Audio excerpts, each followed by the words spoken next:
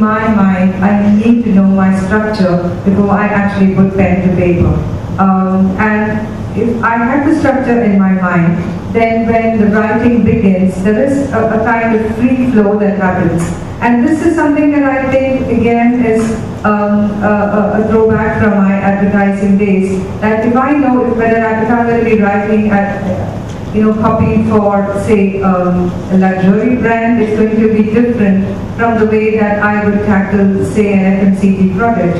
So there are the words are so dissimilar, but the cardinal rule still holds good, which is basically you know your story, you know your characters, and the structure will fall into place automatically.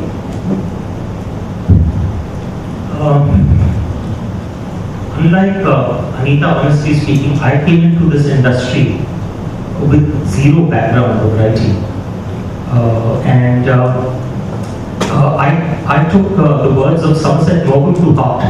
He said that there are 3 rules for writing a novel. Unfortunately, no one knows what they are. And I figured that, well, if no one knows what they are, then I'm equally good. And that's where I started out from. By the time that I actually wrote this novel and I started sending it out to editors like Amrita, and I'm pissed off with her creed, I ended up spending 18 months being rejected by all and sundry. In fact, the publishing industry in this country used to say that, the funny thing is you put one publisher in a room with another and they can rarely agree on anything. But you put all the publishers in India into a room and they can agree that Ashwin Sanghi is not worth publishing. And having been rejected many times, I guess I had to hone my art. I remember receiving a rejection from one of your kind and purposely pointing fingers at you, saying that it's a great story. I wish you had cut it down a little. Couldn't you have stopped this on page 10? And I also remember being reminded of the words which went something to the that, well, your manuscript is good and original, but the part that's good isn't original and the part that's original isn't good. So I have been through that entire process and I have had to work at it in order to try and get a perfect blend, what I thought worked for me. But the few things that I have picked up along the way, because I write thrillers, and thrillers by very nature are those books which you shouldn't have to make an effort to read. The pages should turn themselves. And the way I see it is that you need 3 things. You need a great opening, you need a great middle, and you need a great end, right? So, for example, when I was writing my recent novel, The Krishna Key, I think I agonized for about 2 weeks for the opening line. I finished the rest of the novel, but I hadn't figured out how I was going to start the novel. And it happened because I realized that this is a gentleman who eventually gets murdered at the end of chapter 1. So I said, Anil Varshini did not know that he had less than 12 minutes to live. And that was my opening line. And I figured that I'd set the tone because now the reader knows that this man is going to be murdered. I think figuring out as to what is the stuff that you need to chunk from your paper is I think that's where Anita was also coming from. That figuring out what you can get rid of is the most difficult thing that we have to do as writers, because you're in love with every word that you write. And so saying that I'll let this go or I'll let this go is what is really challenging. Opening punch, I guess, is the first one. Is very critical. Then I would say that at least as far as I'm concerned, what I do is when I'm working on a story, I have clear-cut milestones. So with 25%, 50%, 75%, and 100%. At each of those stages, I share my work in progress with 4 or 5 people. And These people being like for example, my publisher, my editor, and in fact 2 or 3 readers who were to start with my harshest critics. I try and find those who can pinpoint faults in my writing. And these are people who I simply ask them one question. Don't worry about the language. Don't worry about the grammar. Don't worry about the words. Just tell me, did you want to turn the page? Was there enough incentive for you to turn the page? And that's why, to a certain extent, I disagree with your view that we have a luxury as writers in terms of the number of words we can use. Because if we really start using the number of words that most writers, I mean, we've got so many words within us that we would tend to bore the entire world. So we need to be very, very picky about what we write. And finally, of course, the closing, so as to leave a person content and satiated. So I think at the end of the day, the answer is A, make sure that you choose your words wisely. Get yourself a very good editor who will force you to cut out stuff, paragraphs and pages if necessary. And third, I would say, is probably get yourself a key sounding board of people who can tell you, yes, I was interested enough to plow on. Lots of tips in that, the two pieces you just heard. We can, I'll come back to the editor a bit later, and that is not a personal agenda against Ashwin, but I will come back because I think it's a very important part of whittling your story and making it what it could be. Before that, we talk about two aspects. For those of you who have read Anita and Ashwin, it's fascinating to know that the two approaches to fiction, and I'm talking just about their fiction work, is very different. So Amit and team have done a fabulous job in getting the two people on the same stage, because Ashwin's stories are thick, like really thick, alright? And if you realize his stories, and he loves this, they reflect across two timelines. Anybody who's read his stories, you will know that he refers to some mythological person or character, and then that reinvents itself in modern times. So he uses the parallel timeline plot very effectively, makes for superbly interesting and engaging writing, and very intelligently done. So for me, I thought that's an interesting takeaway for writers who need to make their press releases more interesting. It's a thought that you take at a personal level, because when I'm reading as an editor, this releases, this happens, and company background is the most boring format I have seen, because everybody sounds the same. Is there scope to play around with the timelines? Is there scope to say it slightly differently in terms of the structure of your piece itself? So if there's a plot within a plot in Ashwin's story, is there a plot within a plot in your piece? Is something to think about. In Anita's writing, something I have loved, that especially with her short stories, there are lots of sensory stimulus in a story. Lot of details that are just right. Again, when you're using language to say something, you need to be your own editor to understand, can I add that little sprinkling of stimulus to let someone think a little extra? So for these two different styles, I would encourage you to read both the writers and understand what works for you. Do timelines play between parallel plots work for you? Do adding nuances of a little special, sensory or a little thought that's a little extra? How do they add it in their stories? How do they leave you with just enough extra engagement that keeps you engaged with their story?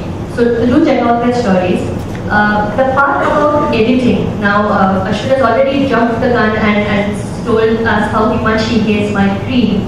But I think in writing also for press releases, the process that writers go through about writing, rewriting, whittling, giving it a final shape is also applicable to writing for press releases or stories that are doing the rounds across platforms, across media. Let's first hear their process, and maybe we can then explore how that applies to writing for the PR industry, right? So here's the time you get to vent even more fuel, but we'll start with Anita first. Okay, I don't have any spleen to vent about editors, because I've been working with one editor right from the beginning, and I think to some extent that makes a difference to probably why they usually mention that, what they meant call my prolific writing, is that in my editor, I found someone with a perfect sounding board, and who someone completely believed in the vision that I saw.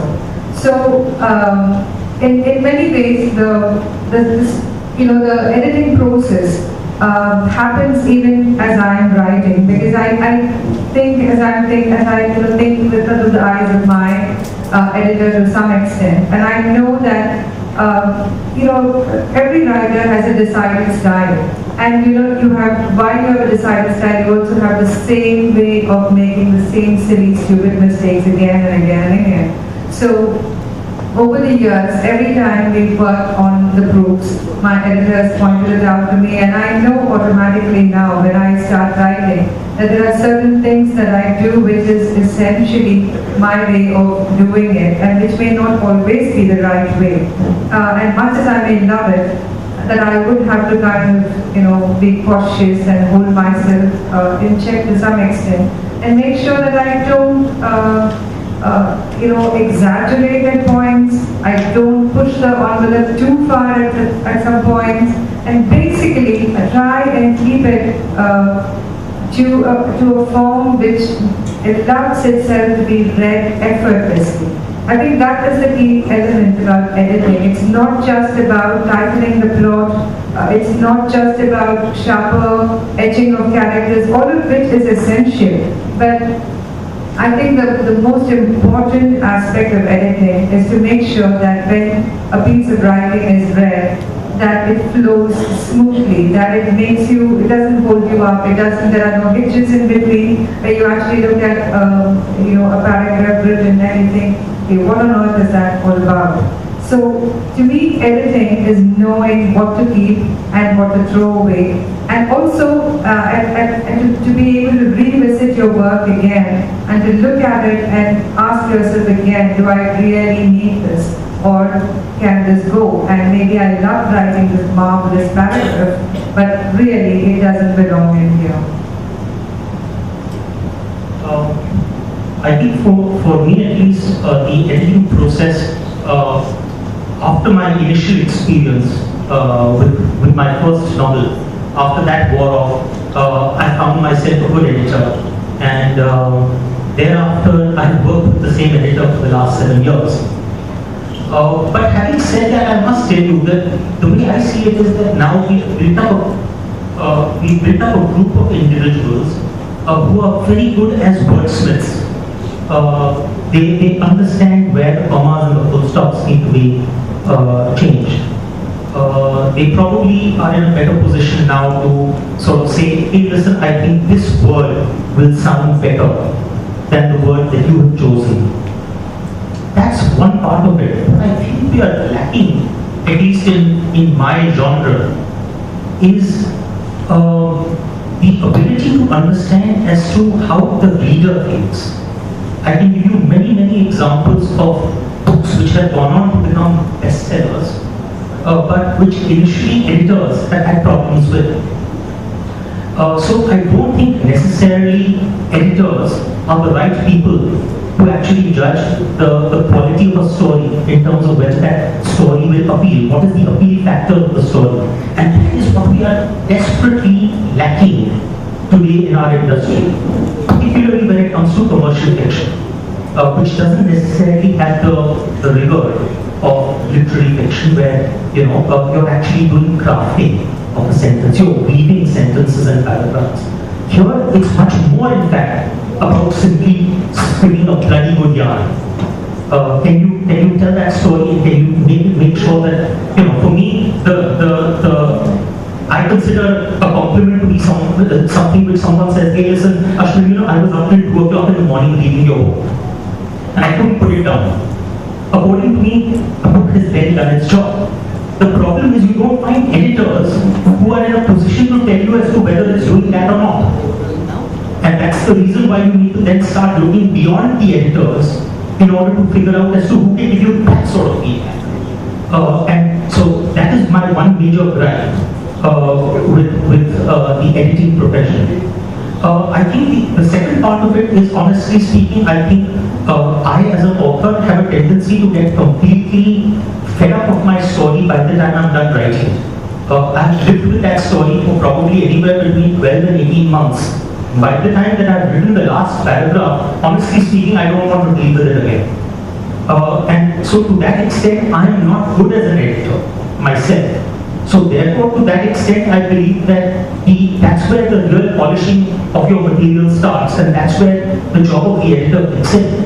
I find that very often editors, depending upon the situation, they somehow or the other seem to think that very often the thinking is that no, the author doesn't want this, or he wants this. Whereas ideally, the reason I like my editor is because we fight. We fight over sentences, and that works beautifully. It's that process actually ends up throwing out much better results. So I think if editors were a little more pushy in terms of saying, listen, this needs to happen, this needs to happen. I think that is where you see this even in reviews. That today you see a large number of people reviewing books in genres which they are not familiar with. The same is also true of the editing profession.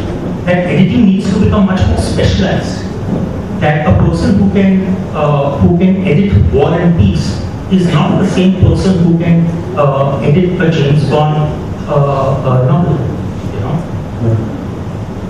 So that kind of covers the first portion, which is the structure itself. So starting from the germ of an idea to fleshing it out to then whittling it down to what it effectively needs to be. The second part, which we thought we could explore, given all of us have the hero of the piece. When I say hero, it's for the protagonist.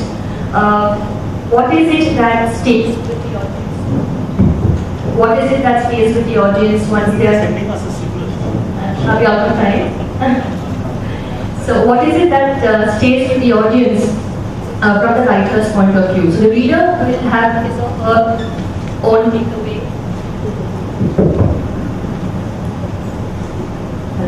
Yeah. So the reader will have his or her own takeaway which you can't control. But in the writing process, because you have your structure, you have your timelines, you have your objectives in mind. But in your head, you're still giving shape to the protagonist. Now, but when I say protagonist, I do not mean the actual figure in the story. But in your head, which part of this all gets the top rung of attention? So Anita, to you first.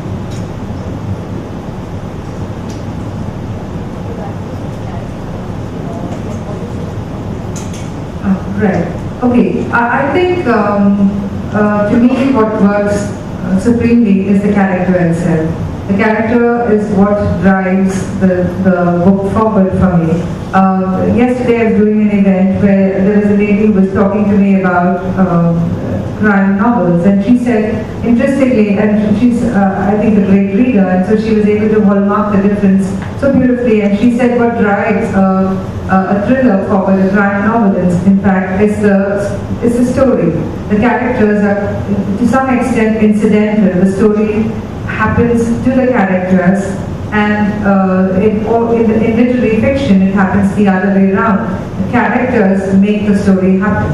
So now that I have explored both kinds of genres of writing, both the crime novel and the literary fiction, I still believe for me what works is the character, which means the character is supreme to me and the story is woven around them, and so the structuring also comes thereafter. The character is born first, there is a story of course, and the structure is how is built around how the character livens up the story and takes the story forward. But I really think one of the things you can't really do with any creative process is to try and reduce it down to formulate and say that this is how it works, because most often you might try working in one way, in one form, and then in the next book completely reinvent yourself and do it the other way around. So I think primarily what is important is to keep this very open mind and say that to some extent I'm going to allow myself to go with the flow, rather than to say that okay, this is I have this boxed in idea and this is how I'm going to write my piece of writing. I'm delighted that actually Anita and I are together here talking with such different perspectives. Because for me, it's plot, plot, and plot. The reason I say that is because typically what I end up doing is I write in that space where there is either an overlap between fact and fiction, or there is an overlap between history and mythology. So I'm pretty much in the gray zone. And for me, I will normally start my work by identifying which are the historical or the factual bits which will eventually form part of my story. I like to think of it more or less like a construction of a house, where I will first construct the pillars and the beams, and then later on I'm in a position to construct the brick walls at a subsequent stage. So for me, the columns and the beams are pretty much my historical material, my factual element, which is non-negotiable. And what drives the story forward for me is actually an aha moment, because I will go back again and I'll look at each and every one of my chapters and I'll try and figure out that how did this chapter end, and did I leave you with enough of a hook to want to go to the starting of the next chapter. So to that extent, plotting becomes very